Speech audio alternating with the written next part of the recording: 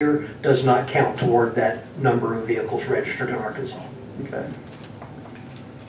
All right, thank you. Any other questions on this section? Representative Davis, you're recognized. Thank you, Mr. Chairman. Mr. Tice, do you have could you put a number of vehicles using CNG? Do you have that data? Yes, sir. It's between 650 and 700. The last time I knew, which was a few weeks ago, it was like 660, and we regularly receive reports from converters who are converting vehicles from one fuel source to natural gas. So could you project when we're going to hit the next level of tax on that? What was it, 1,000 vehicles? No, sir, I couldn't, because the activity in converting vehicles seems to be directly proportional to the price of gasoline. Sure. And as gasoline continues to get cheaper, we see far fewer vehicles being converted to natural gas. Also, many of the CNG-powered vehicles were owned and operated by vehicles involved in the Fayetteville shale play, and those companies all had CNG vehicles. So as the Fayetteville shale play is decreased and the price of gas, I think the number is going to slow down. Yeah. All right, thank you. Larry, you're recognized. Sean, you probably told me this, but is the tax rate the same for both CNG and LNG? Yes, those are both alternative fuels, and they're both subject to that 5 cent per gallon tax rate. And you don't have the surrounding state tax rate on here. Do you know what that is? I do not know what the alternative rates are in other states. In some states, it's the same as their gasoline and diesel. In Arkansas, of course, we're much cheaper. And John, how do you measure the number of LNG vehicles? Like, how is that? Are there vehicles that run on CNG and traditional fuel, or LNG and diesel? How is that? How do you always? My understanding is there are vehicles that operate on both gasoline and CNG. If they operate on CNG at all, we count that as a CNG vehicle. My understanding is that LNG is used as an alternative to diesel fuel. And to my knowledge, we do not have any vehicles registered in Arkansas using that use LNG. Okay. All right, any other questions? That's really good. We'll move on to the next section. Sure, there are two other types of taxes, and Director Bennett mentioned both of those. The natural gas severance tax. I actually have an update to the numbers that Director Bennett had. The numbers he was giving you was the 2014 year end. We now have 2015, and that severance tax, as he indicated, grew slightly from the 73,500,000 roughly to 74.7 million, as you see on the bottom of page 7. You might wonder why the tax collections jumped so significantly from 2013 to 2014, and it's a function of, if those of you who know how natural gas is taxed, we have wells taxed at different levels, and many of the existing wells switched from a 1.5% tax rate to a 5% tax rate because the cost recovery periods had expired.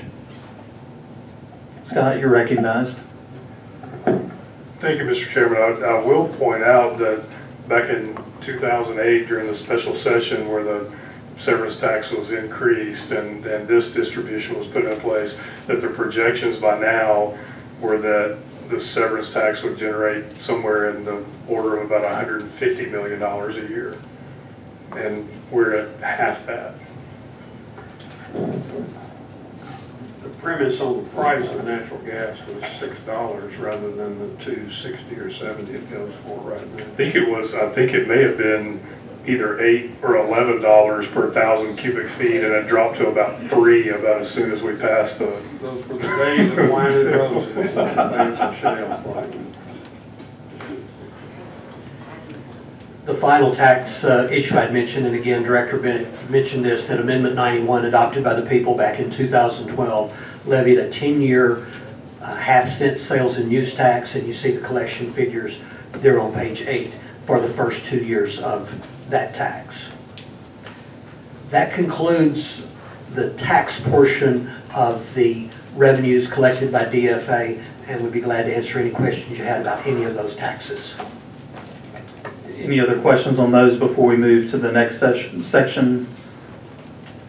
All right, if not, we'll proceed. Okay. The next section relates to motor vehicle fees collected by Arkansas. And generally, these fees are highway revenues and, again, subject to the 70-15-15 distribution. You all know when you buy a car and you want a title to that car, you have to apply to receive a title. And the very first line on page 9 shows you the title application fees. That fee is $8, and 50% of that title application fee is defined by state law to be highway revenues. If you look down at the very bottom of page 9, you see that total title application fees, that 50% of the fees is $3.8 million that goes to highways. Also at this same point, I need to point out I have an error on my sheet and I need to correct that. At the very bottom of the page, I break out non-IRP registration fees of $122 million and then total IRP registration fees of $48 million. I made it look as if it's two separate amounts totaling $170 million. That's incorrect. The $48 million is a subset of the $122 million total. So the total registration fees that's received or distributed by DFA is $122 million. And I apologize for that error.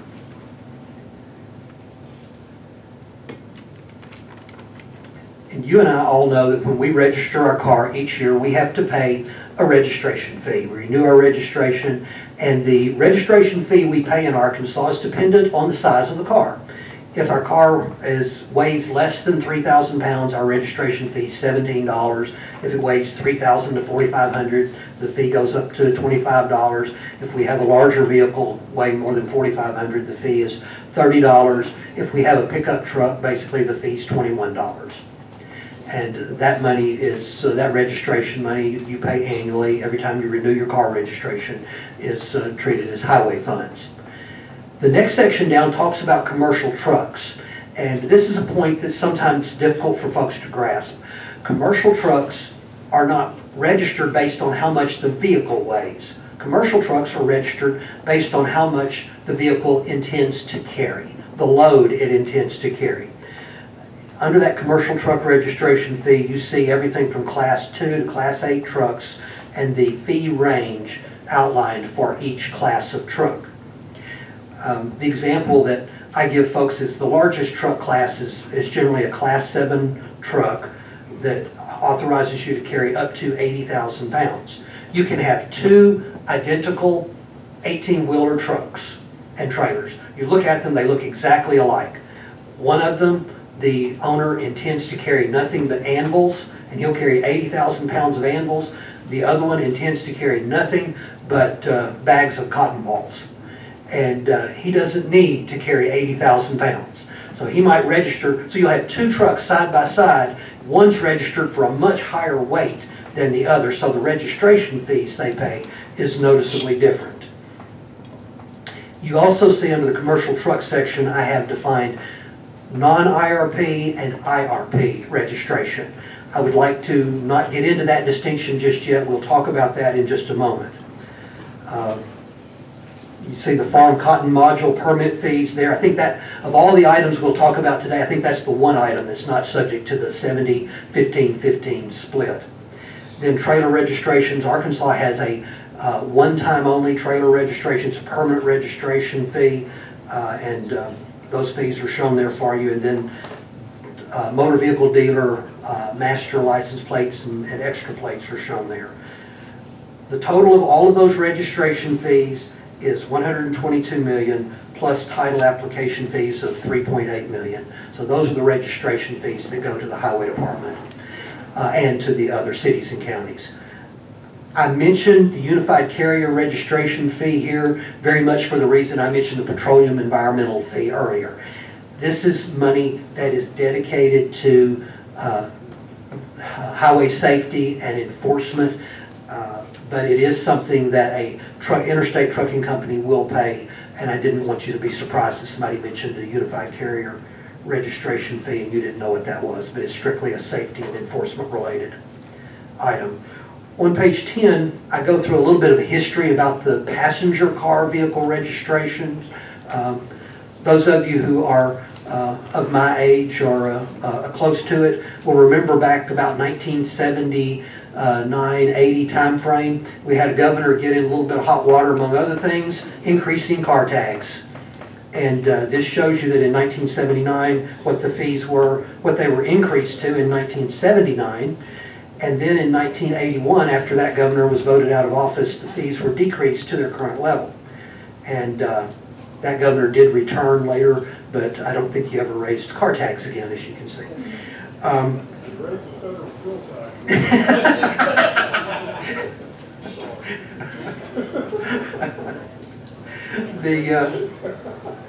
Also at the bottom of page 10, you see the passenger car registration fees in each of our surrounding states, and you can see they vary widely from, let's see, Oklahoma, $91 if your car is less than 4 years old, $81 if it's between 5 and 8 years old, and so forth. Texas, I think, is $50 to $55 range, whereas we're in the $25 range. Then you've got Louisiana, I think they're around $10 a year. So the fees in our surrounding states vary. I want to talk about IRP registration now. Those of you remember our discussion about IFTA a few moments ago. The IRP registration system is going to sound very familiar. When you and I register our car in the state where we reside, that state gets all of the registration fees, even though we may drive a large amount of our time in another state. For interstate trucks, those trucks pay registration fees based on where they travel. They typically register their trucks under the International Registration Plan, and the states in which that truck travels then shares the registration fees everywhere that company operates. The trucking company will start out by choosing a base state. They will register and display the license plate of that base state. But they pay the registration fee to other states based on what percentage of my miles are driven in the other state times that state's registration fee. First point I'd like to make is no matter what license plate is displayed on an interstate truck, Arkansas and every other state receives the exact same registration fee as if the truck carried an Arkansas plate. The registration fee doesn't change. Again, an example might be helpful. A trucking company located in Tennessee that travels 10% of its miles in Arkansas will pay 10% of the Arkansas registration fee. If that same trucking company carried an Arkansas tag but had 10% of its miles driven in Arkansas, that trucking company would still pay 10% of the Arkansas registration fee. Some folks have the understanding that, well, a state gets money based on which license plate is displayed on that vehicle, and that's not the case. On page 11 through 16, I have provided you with the IRP registration. These are the fees that get apportioned among all those states, and I've provided you the fees for the various states and Canadian provinces for the three largest categories of trucks, what we call an H, J, and a K tag. That's vehicles authorized to carry between 60,000 pounds up to 80,000 pounds. So that gives you an idea of the fees that get apportioned. That is the end of my presentation on the registration fees. Be glad to answer any questions you might have. All right, any questions on that? Craig, you're recognized. Well, Mr. Chairman, just in an effort not to take anything off the table for the committee's consideration, I would simply point out that in the 1980 election, registration fees were not the only issue that defeated that particular governor. Thank you. Frank, you're recognized. Yes, just a question for John. I don't know if I missed it and I may not understand it, but Is there a reason why electric cars, do they not register with the state? Do they have a fee? And if so, what is it? I don't see it here. And there's a good reason for that. No state as yet has successfully dealt with the issue of electric cars. Most cars that run on electricity but have a gas assist, then DFA counts that as a gas-powered vehicle. There are some vehicles that have a gas engine and also run electricity. So we call that a gas-powered vehicle. Those vehicles that are purely electric, there are some of those registered in the state. I don't have that count with me, but my memory is it's fewer than 100. And states are struggling on how to deal. First, state law says that DFA is to come up with a gasoline gallon equivalent for electricity. If anyone in the room can figure out how to do that, I would appreciate it. Because I don't know how to come up with a gasoline gallon equivalent for a kilowatt. Other states are looking at things like a GPS type system to tax the electric vehicle based on miles driven in the state. There's some other ideas, but no one has successfully implemented any method. It's also my understanding, I do agree with that, but it's also my understanding that Georgia has some type of fee for electricity, and they increased it from $200 to $300. There are some states with a flat fee, and that has its issues as well. But there are several options. None of them have proven to be totally workable or acceptable to everyone. Thank you. Scott, you're recognized. Thank you, Mr. Chairman. There was a bill introduced this past legislative session to establish a flat registration fee, a higher registration fee on electric vehicles, and the sponsor withdrew that bill at the request of the governor, so this group could consider that issue.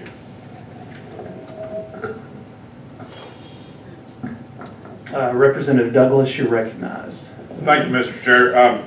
John, just real quick, and you've gone over the taxes that go to the highway department here. What about other taxes that could, how much is the sales tax on new and used cars? Do we have any information on that? And the sales tax goes general revenue, correct? Well, a portion of the sales tax goes to general revenue. It's based, that tax is split several ways. 4.5% of the sales tax is general revenue. I think 1/2 goes for property tax relief, 7/8 goes for educational adequacy, and then the remainder, 1/8 goes to game and fish and conservation issues, and 0.5%. So some special, some's general. The answer to your question, I don't know it right off the top of my head. We have looked at that issue previously for bills that were introduced both in the 2013 session and in the 2015. I did not think to look those numbers up before I came up, but I can get that for you. Okay, thank you, sir. Scott, you're recognized. The last information we had on that was that the 4.5% of that sales tax, which is the general portion of the state sales tax, was about $250 million a year. The 4.5% of the sales tax collected on new and used vehicles. And I'll be glad to double check that and let the committee know. Yeah, I think that may be something we can put together and either send out or provide at the next meeting as well. Representative Davis, you recognize. Thank you, Mr. Chairman. Mr. Tice, back when I'm trying to wrap my head around this IRP registration thing, is it my understanding that if we registered more trucks in this state, it would not necessarily mean more revenue? That's correct. Okay. The registration fees are based on miles driven in the state regardless of where the truck's registered. Okay. And then, different subject, but I wanted to share with you, I was at the Southern Legislative Conference last week, and a few states have implemented flat registration fees for electric cars, Georgia and West Virginia being two of them, and they were pretty high. Yeah. I believe other states like the state of Oregon, I think, has been working on a GPS related type system to do a cents per mile type basis. So there's several ideas out there. All right, any other questions on this? If not, I think, what do we have, driver's license? Just driver's license, and this is a very minor portion of the total fees that we're going to talk about. When you apply for life insurance, or you apply to change your car insurance or get car insurance, or you maybe start work in a job that requires you to drive, someone's going to obtain a traffic violation report on you. Arkansas law provides a fee of $7 for a non-commercial traffic violation or driving record, and $10 for a commercial driving record. And the proceeds from that money is again identified as highway revenues. You can see on page 17, makes about $8.5 million a year. And then I also provided the traffic violation report charges in our surrounding states range from $5 to $25 in our surrounding state. The Arkansas rate hasn't been changed since 1989. That concludes the comments that I had prepared, and be glad to help the committee with anything. All right, any questions on that? Representative Davis, you recognize. Thank you, Mr. Chairman. Real quick, do you know of any fees that are associated with like a moving violation, like a speeding ticket or a DUI or something like that, that translates into highway revenue? I do not. My memory is that most of those fees are dedicated to law enforcement. Okay. Okay, in local courts. Yeah. Any other questions? Representative Hickerson, you're recognized. Thank you, Mr. Chairman. John, and maybe I missed this, or maybe we don't receive any. There's nothing that comes to the Highway Department from the issuance of driver's license. Not to my knowledge. I believe that those funds, I believe, are generally dedicated to state police. All of them. Okay. Okay. Thank you very much. Alec, you're recognized. Thanks. I just wanted to clarify. I think we all know the answer to this, but from the information you prepared today, I guess the exception of the sales and use tax that's going to sunset in 2023, are there any of these taxes or fees or anything that DFNA projects significant growth in the future? Not to my knowledge. I don't believe so. Thank you.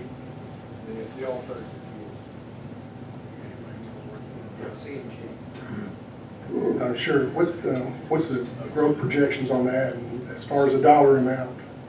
It's still fairly small growth, because if you notice, we have to go from up to 1,000 cars to get and then when you get to 1,000, the tax rate only increases from 5 cents per gallon equivalent to 8.5 cents per gallon equivalent.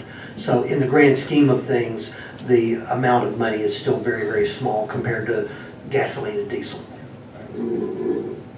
Frank, you're recognized.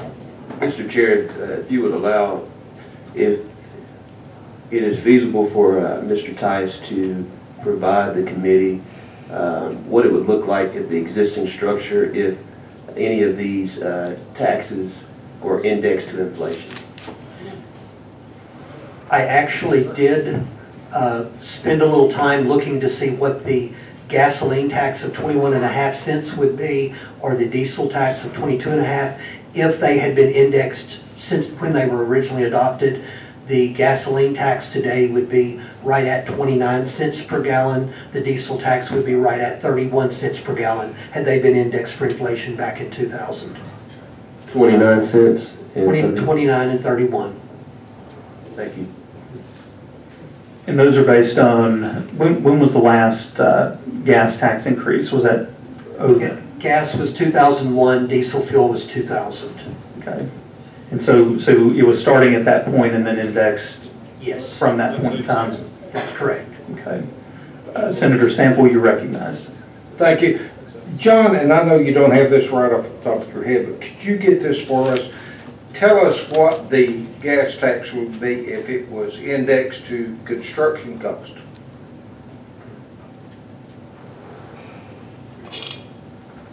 Okay. Thank you. Thank you, Mr. Chair.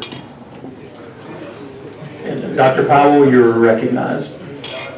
The index rates that you mentioned, did you calculate the additional tax that would have been collected based on past year's usage? I did not. I just calculated the rate that would be in effect currently. Just to just a quick calculation based on your numbers here. 10 cents additional is 190 something million, I'm looking for it, 193 million. So probably somewhere in that range. Yes, I think so. And that may be something that we can kind of develop in the interim. If there's any more thoughts on that, email Tori, and I think we could probably put together any kind of information that we need, just as far as research goes between meetings. If there's any more thoughts on that. But are there any more questions at this time on any of these items? All right, if not, we'll move to the next part of the agenda. Thank you, Mr. Tice, for the presentation. And I think what we may do at this time is take a break, maybe 5 to 10 minutes, let everybody stand up, get some water, and then we'll move to the next few items.